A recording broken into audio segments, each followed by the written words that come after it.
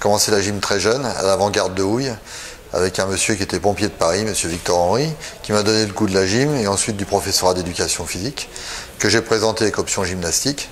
J'ai fait l'ENSEP avec l'option gymnastique, j'en suis sorti avec cette même option, et après je suis parti enseigner en université. Et lorsque je suis revenu à Paris à la demande de Louis Thomas, en 1975, eh bien, je me suis chargé de la formation des professeurs d'éducation physique à l'Institut national des sports.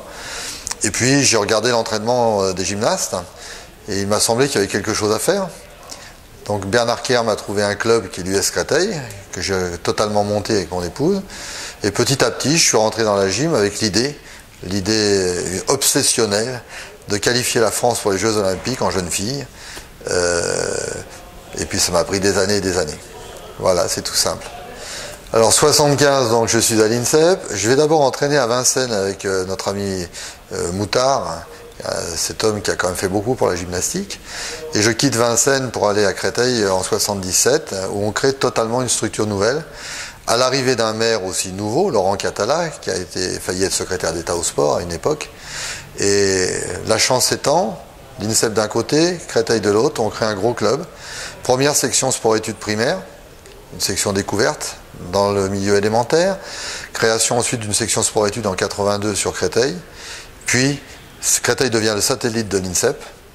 Et nous créons une grosse structure qui nous permet eh bien, d'être plusieurs fois champion de France par équipe dans toutes les divisions, gagner les Coupes de France, car à cette époque-là, Championnat de France, Coupe de France, c'était vraiment le vivier de l'équipe nationale. On y retrouvait toutes les meilleures françaises dans un combat acharné. Et puis, création d'une très grosse structure sur l'INSEP, du temps de Robert Bobin, qui a été un phénomène dans le sport. Et sur cet INSEP, l'équipe de France se construit. On passe à un poil de la qualification en 1987 à Rotterdam, à un dixième. Je sais que mes collègues maximiliens connaissent ça aussi. Et puis, en 1991, eh bien, nous nous qualifions pour les Jeux à Indianapolis, 11e. Et en 1992, mon propre rêve et celui de mes athlètes est atteint. Nous terminons 8e des Jeux Olympiques de Barcelone, c'est-à-dire en fait finaliste aux Jeux de Barcelone. Oui, c'est-à-dire qu'après les Jeux de 92, je suis un petit peu en délicatesse avec ma propre fédération, objectif atteint, peut-être des changements qui s'imposaient. J'aurais peut-être aimé être DTN. Bon, il y a des choses comme ça qui se sont faites, qui ont fait que bon, je suis amené à partir pour une autre fédération à sa demande. Je pars à la Fédération française des sports de glace, où je fais 2 Olympiades comme responsable de la préparation olympique de l'ensemble des disciplines de glace.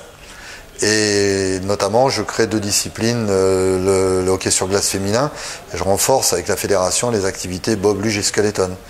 Donc j'ai fait 2 Jeux Olympiques, Nagano, et j'ai fait ensuite Salt Lake City. Puis après, ça s'arrête. Je décide de quitter la région parisienne, et je passe directeur adjoint du Crêpes de Corse. Changement de métier, moins agréable que le métier d'entraîneur ou de DTN, mais autre métier. La fédération nous aidant à partir sur la Corse pour mon épouse, qui elle garde des attributions nationales. Je fais 4 ans, plus de 4 ans directeur adjoint du Crêpes de Corse avant de prendre la retraite. Puis aujourd'hui, eh bien, je suis président du comité régional de Corse et président du plus gros club corse de gymnastique qui est le GFCOA. Voilà.